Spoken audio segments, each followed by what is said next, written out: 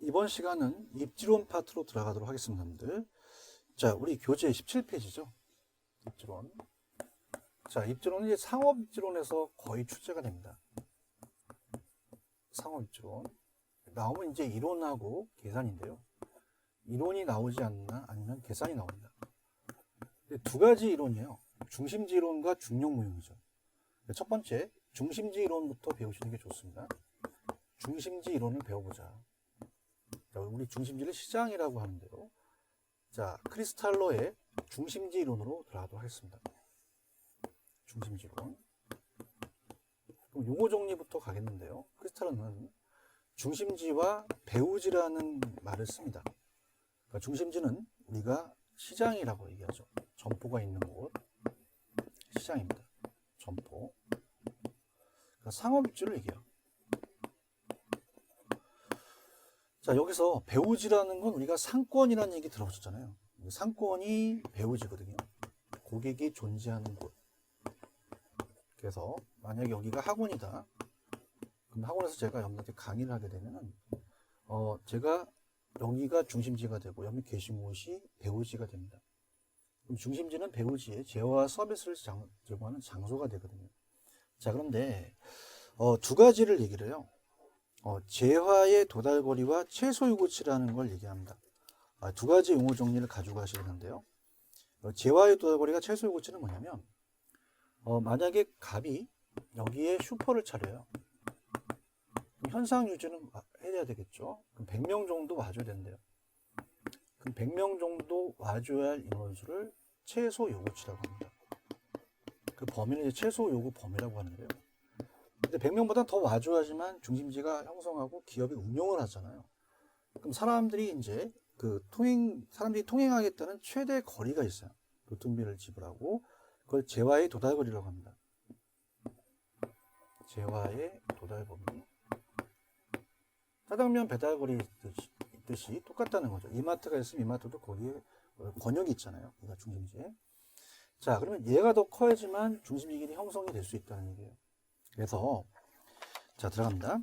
크리스탈의 중심지는 3차 서비스업이다. 자, 중심지로는 크리스탈로가 배우 지역의 재화용을 공급하는 중심지의 분포와 계층 구조에 관한 공간적 규칙성을 규명했는데요. 자, 크리스탈로는 중심지는 재화의 도달거리 범위와 최소 요구치 관계를 설명했습니다. 중심지의 형성 과정을 얘기했죠. 그럼 중심지는 상점들이 서로 밀집되어 있는 곳을 얘기해요. 시장, 도시. 중심지의 기능은 주변의 배우 지역의 재화 서비스를 제공하는 곳이죠. 배우지는 상권입니다. 중심지로부터 재화용을 제공받는 지역이죠.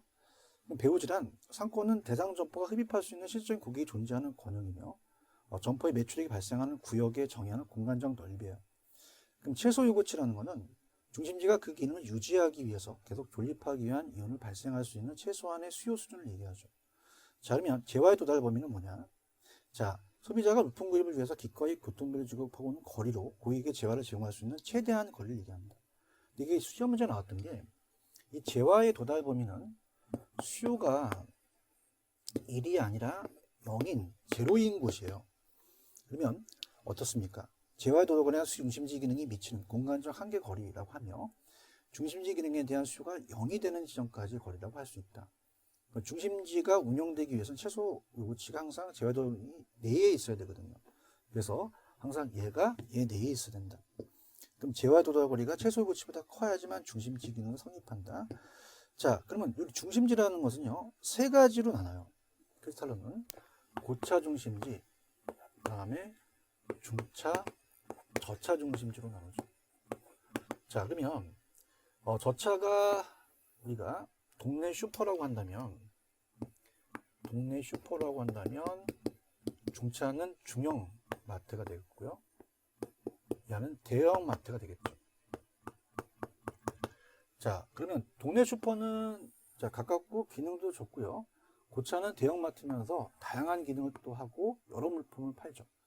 자, 교육 서비스를 받으러 갑니다. 자, 우리 집 앞에 초등학교가 가깝고요. 그 다음에 중고등학교가 있고 대학교가 있죠. 대학교 간의 거리는 더 멀잖아요. 행정 서비스를 받으러 갑니다. 자, 우리 집 앞에는 동사무소가 가깝고요. 그 다음에 구청이 있고 시청이 제일 멀죠. 자, 서울에는 시청이 하나밖에 없습니다. 그럼 중심지수가 하나밖에 없고 동사무소는 중심지수가 많죠. 그럼 중심지수는 저차에서 고차로 갈수록 피라미드형이고요. 수가 작아집니다. 그 다음에 저차는 중차 앞에 포용되지만 고차에 찌그러들죠. 그 분포도가 줄어든다. 자, 그러면 갑니다. 자, 어때요? 그 크리스탈의 중심지로는 상권의 중심지 기능에 따라서 고차, 저차를 구분한다. 자, 고차는 대형마트일수록 더 요구하는 최소 요구치가 높죠. 넓은 시장 면적을 요구하고요. 규모도 크고 다양한 기능을 갖죠. 또 그 간격이 넓습니다. 우리가 대학교와 대학교가 더 멀고 초등학교, 중학교도 가깝죠. 수가 적고요. 저차에서 고차로 갈수록 중심지 수는 점차 줄어드는 피라미드 형태를 나타내는 거죠. 그래서 중차 포용하는 저차는 고차로 갈수록 보도가 줄어든다는 게 시험제입니다. 자, 이제 중력 모형이에요. 자, 크리스탈은 이렇게 중심지에 대한 형성 과정을 얘기해서 어떤 중력 모형을 이용하는 것이 아니라 중심지가 고차, 중차, 저차가 있고 그 포섭하는 계층에 따라서 틀리다는 중심지의 형성 과정을 얘기했다면 지금서부터는 뉴턴의 만류 인력입니다. 자, 우리가 만류 법칙이라는 거 우리 배우셨죠? 학교 다닐 때 밀집기는 끌어당기는 힘이 있더라. 질량에 대한 크기에는 비례하고 거리직은 반비례한다. 자, 그러면 우리가 중력 모형이에요. 중력 모형을 이제 얘기를 합니다. 만류 인력이죠.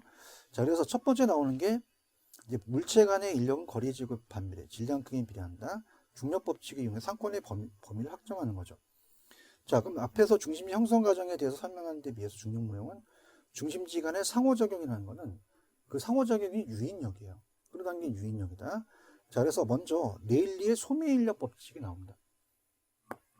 자, 레일리의 소매인력 법칙.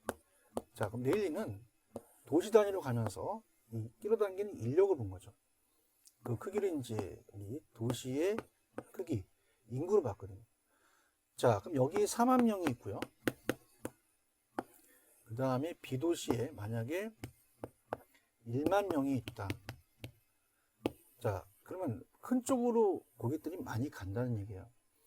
여기에 C도시, C마을이 있다면 여기 1km가 떨어져 있고요. 여기는 2km다 라고 한다면 여기에 가는 인력이 많다는 거죠. 그래서 얘는 가장 대표적인 게 상권의 흡입력입니다. 상권을 끌어당기는 유인력을 얘기하죠. 자, 그럼 유인력은 인구가 커야 돼요. 인구가. 그래서 인구에 비례하죠. 인구가 많을수록. 그래서 인구에 비례.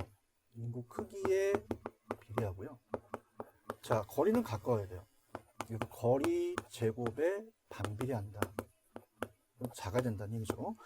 그래서 레일리는 소비자의 상점을 이용할 상점의 유인력에 따른 것이다. 그래서 크기에 비례하고 거리 제곱에 반비례한다. 그러니까 유인력은 상권의 규모가 클수록 커지고 거리가 멀수록 작아진다. 유인력은 상점의 크기에 비례하고 거리 제곱에 반비례한다. 자, 그 다음에 이제 상권의 분기점을 처음으로 이제 구분을 했어요.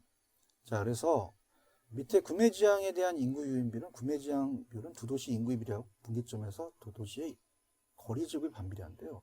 자, 우리가 자, 첫 번째는 이렇게 얘기를 했고요. 두 번째는 이제 상권의 경계 지점을 구분합니다. 상권의 경계 지점. 자, 이건 두 도시의 인구의 유인력이 같은 지점이 경계 지점이에요. 자, 그래서 이걸 분기점이라고 얘기하거든요.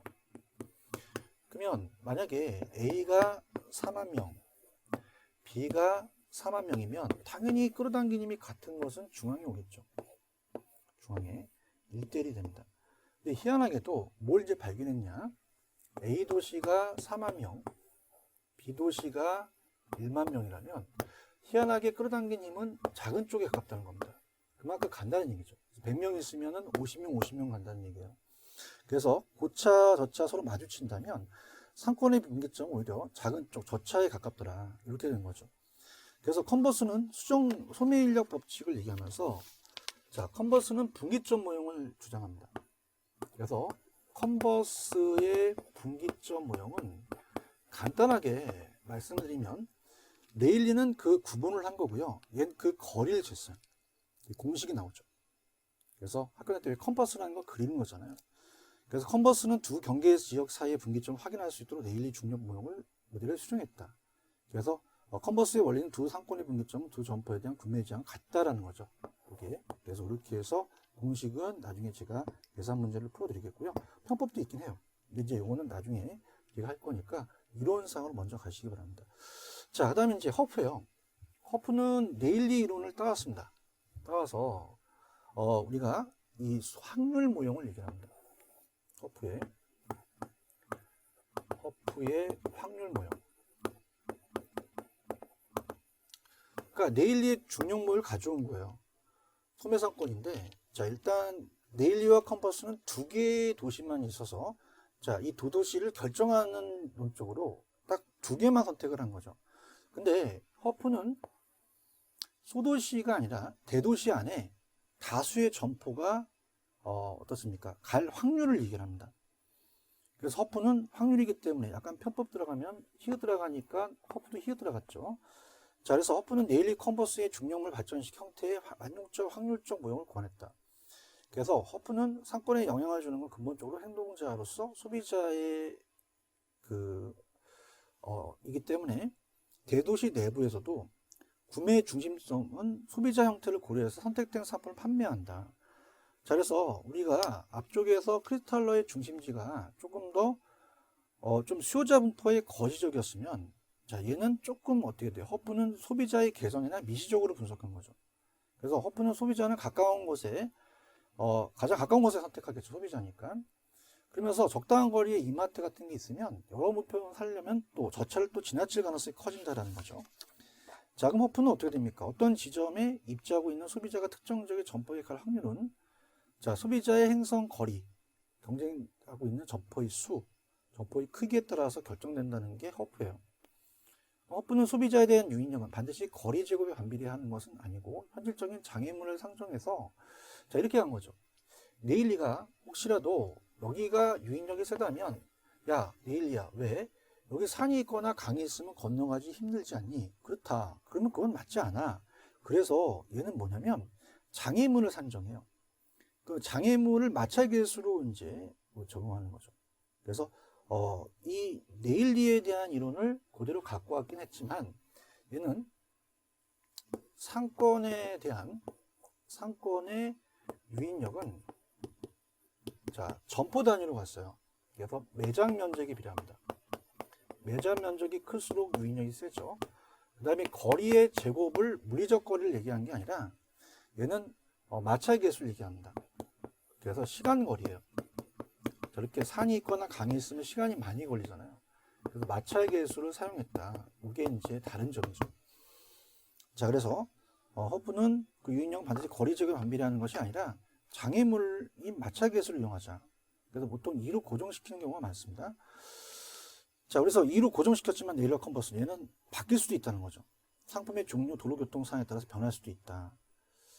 그래서 개별 점포의 시장 점유율은 허프 모형은 소비자가 다수의 경쟁 업체가 있기 때문에 이런 쪽 매상고를 결정할 때는 허프 모형을 이용해서 시장 점유율을 구한다. 그래서 전체적인 게 A, B가 들어간다면 A에 대한 유인력을 따서 시장 점유율을 간다. 이렇게 보시기 바랍니다. 자, 입지론은 이 정도만 하시면 돼요. 자, 그 다음에 지대론에도 별표를 3개 정도 쳐놓으시기 바랍니다. 자, 이 지대론이라는 게 논경지의 지대이론이에요. 그래서 고전화파와 신고전화파가 있고요. 특히 리카도하고 마르크스가 가장 유력합니다. 거기에 틴넨까지만 이번 과정에 가져가십시오. 자, 그래서 지대이론으로 들어가도록 하겠습니다. 지대이론. 자, 지대라는 것은 땅의 임대료예요. 그러니까 농경지의 지대는 어떻게 이루어졌냐, 예전에. 지대이론도 별표 3개짜리입니다. 자, 그래서 우리가 입지론은 이렇게 중심지 이론과 중력 모형만 이제 보시면 되고요. 자, 이제 지대론으로 가죠. 지대이론도 별표 3개짜리입니다. 자, 그래서 입문 과정에서 별표 3개짜리만 봅니다. 자, 그렇다면 여러분들이 여기서 딱 공부를 하셔야 기본서가 할 때, 아, 내가 머릿속에 입문 과정에 나온 게 다 나와? 그러면 거기 위주로 가겠다. 그렇게 하셔야 됩니다. 농경지의 지대이론은 두 가지 학파로 나누게 돼요. 자, 고전학파와 신고전학파로 나눕니다. 고전학파가 먼저 나왔죠. 자, 고전학파는 과학의 기술이 발달이 안 됐어요. 원시사회죠. 그러다 보니까 앞에서 배웠던 자연적 특성이 강조되고, 자, 농지가 택지로 개량되면서 개량 비용이 들어가잖아요. 용도가 다양하면서 인문적 특성을 강조하게 된 겁니다. 자, 그럼 고전합화는 자연적 특성이라면 앞쪽에서 왜 부중성이라는 걸 배웠어요? 토지는 증가시킬 수 없어 제한되어 있습니다. 그럼 상대적으로 희소하기 때문에 수요자 경쟁으로서 인구가 늘어나면 자, 곡물 수요가 늘어나요. 곡물 수요가 늘어나면 사람 인자에다 입구자를 쓰니까 먹는 인구가 많아진다는 거죠. 그럼 곡물 가격이 올라가 버려요. 곡물 가격이 오르니까 자, 지대라는 것은 불로소득으로 받습니다. 가만히 앉아서 토지 소유자가 생산비를 빼고 나머지를 받아먹더라. 그럼 너는 그냥 불로소득을 먹는 거 아니니? 지대는 잉여다라고 합니다. 지대를 잉여, 불로소득으로 받습니다. 암기기법은 제가 다음에 가르쳐 드릴 거예요. 간단한 것만 가르쳐 드립니다. 자, 신고전합화는 그렇지 않아요. 자, 농지가 택지로 바뀌다 보니까 어떻습니까? 자체적으로 개량 비용이 들어갑니다. 그러면 땅에 대한 개량 비용이 높아지니까 땅값이 비싸지죠. 그럼 건설회사들이 주택 건설에 대한 토지 가격이 높아지니 분양가를 높일 수밖에 없죠. 그럼 아까 곡물 가격이 높아서 지대가 높았지만 이제 지대가 높아서 곡물 가격이 높다는 겁니다. 이 곡물 가격 생산물 안에 이 지대라는 건 생산 요소 비용으로 들어간다는 거죠. 그래서 신고전합화는 지대를 생산 요소 비용으로 보게 된 거예요. 그래서 이 고전합화의 대표적인 학자가 리카도입니다. 자, 지금 제가 설명하겠지만 차액 지대설을 주장합니다. 이게 리카도예요. 비옥도를 강조하거든요. 자, 그럼 요거 한번 설명해 볼게요. 차액 지대설입니다. 비옥도에 차익이 생긴다는 거죠. 차익 지대설은 땅에 대한 이 농경지에 대해서 지대는 비옥도의 차이가 생긴다. 비옥도의 차이에 따라 다르더라. 자, 그러면 가볼까요? 자, 갑돌이가 땅의 소유자 지주입니다. 땅을 ABC한테 빌려줘요. ABC한테. 그러면 비옥도가 다르죠. 그러면 이 생산성도 다르다는 얘기죠. 그러면 이 지대라는 것은 토지의 임대료를 얘기합니다. 그러다 보니 자, 곡물 가격을 팔면은 매상고라는 게 나오잖아요. 가격에다가 곡물에 대한 이 물량을 곱하면 매출액이 나오죠. 거기다가 생산비를 뺍니다. 생산성이라고 한다면 그럼 생산비가 다 똑같다고 볼 때 100원이다. 자, 그럼 아주 좋은 거를 비옥도가 상급지라고 하고요. 중간을 중급지, 그다음 비옥도가 낮은 걸 하급지라고 하겠습니다. 아주 좋은 건 우등지라고 그래요. 나쁜 거는 열등지가 되겠죠. 자, 그러면 생산비가 똑같이 100원이 들어간다면 비옥도가 높은 곳이 매출액이 많이 올린다는 얘기예요. 500원, 만약에 300원, 100원. 그럼 이 차이가 지대라는 거죠. 자, 그럼 요거는 400원이 되겠고 200원, 그 다음에 0원이 된다는 거죠. 그래서 요 최열등지가 한계지라고 합니다. 한계지는 지대가 가장 낮은 걸 얘기하죠. 비옥도가. 그럼 한계지는 지대가 제로예요. 제로라는 거는 지대가 아예 발생하지 않는다는 얘기죠. 그래서 자, 이거는 암기 기법이 이래요. 비옥도가 나오죠. 그럼 리카도밖에 없잖아요. 서론도 찍지 마시고. 그럼 얘는 비옥도의 차이입니다. 그러다 보니까 수학이 계속 체증하다가 체감한다라는 얘기죠. 자, 그러면서 우리가 어때요? 한계지에는 지대가 제로다. 그럼 한계지에는 지대가 발생하지 않는다는 얘기입니다. 자, 얘는 곡물 가격이 높아서 지대가 높기 때문에 고전합화 잉여를 받고요. 자, 근데 마르크스라는 학자가 있어요. 이따 뒤에 또 내용이 나오는데 마르크스는 절대지대설을 얘기합니다. 자, 그래서 마르크스가 얘기하는 거는 자본주의 사회가 만들어져요. 그러다 보니까 어때요? 이 지주가 소유하고 있다는 것만 가지고 사유재산 제도가 인정됩니다. 그러다 보니까 어때요? 소유권으로서 강제적으로 요구할 수 있다는 거죠. 그래서 자, 여기서 가장 강조되는 건 비옥도가 아니라 소유권입니다. 소유권이고 강제적으로 요구할 수 있더라.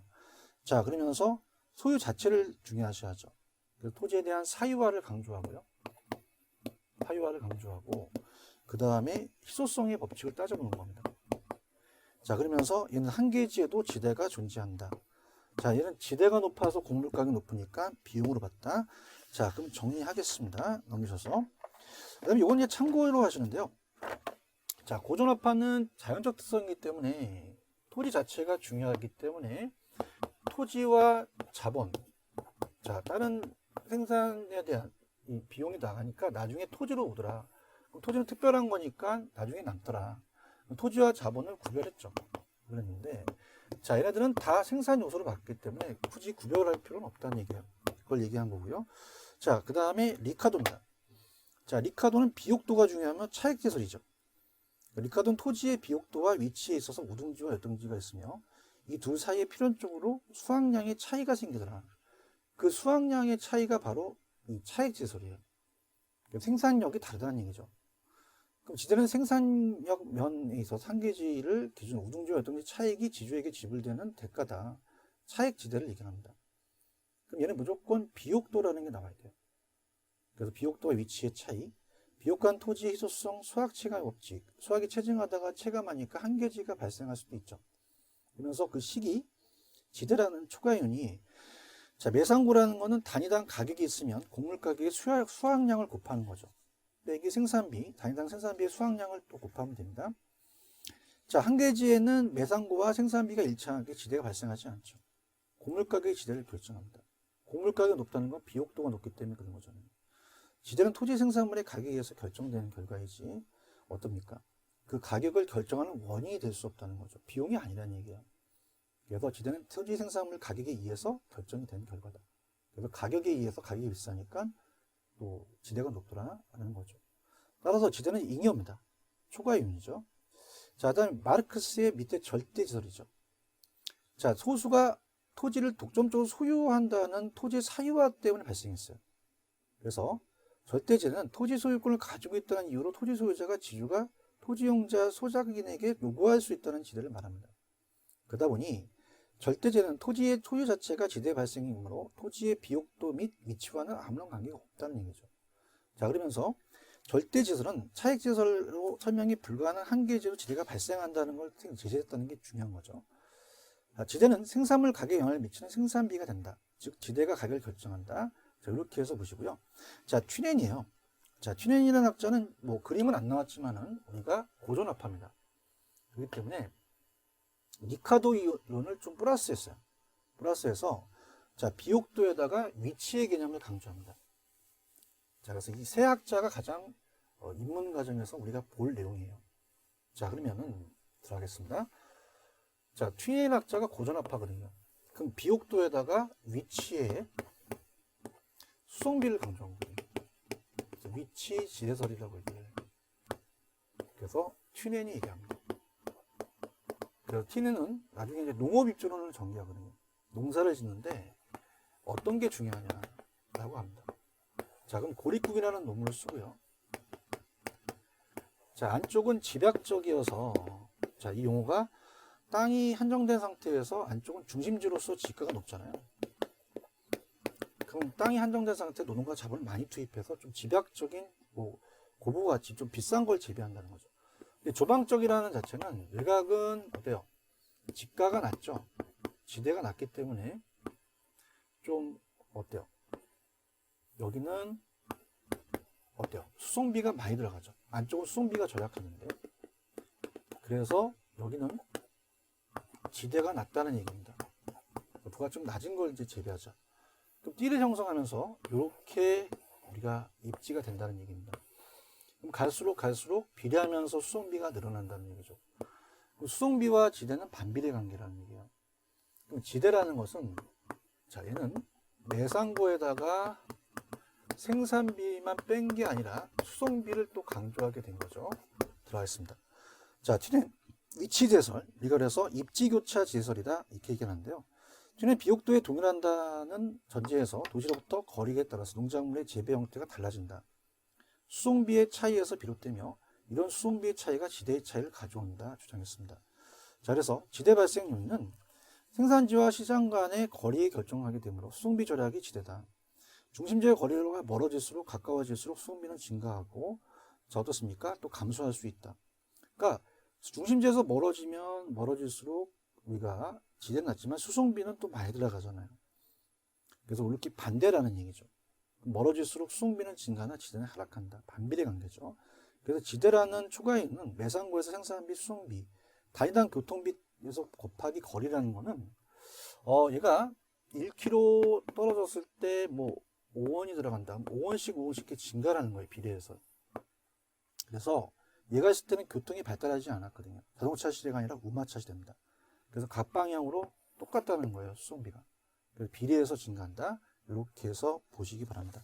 자, 그러면 이번 시간은 여기까지 했고요. 다음 시간에 대한 걸 잠깐 소개시켜 드리면 도시공간 구조입니다. 티넨이 농업입지론을 정리했다면 이 티넨의 이론을 버제스라는 학자가 동심원으로 받은 다음에 도시의 공간 구조가 만들어지는 거죠. 자, 이거는 제가 조금만 쉬었다가 다음 시간에 하도록 하겠습니다. 자, 좀 쉬었다 가시죠.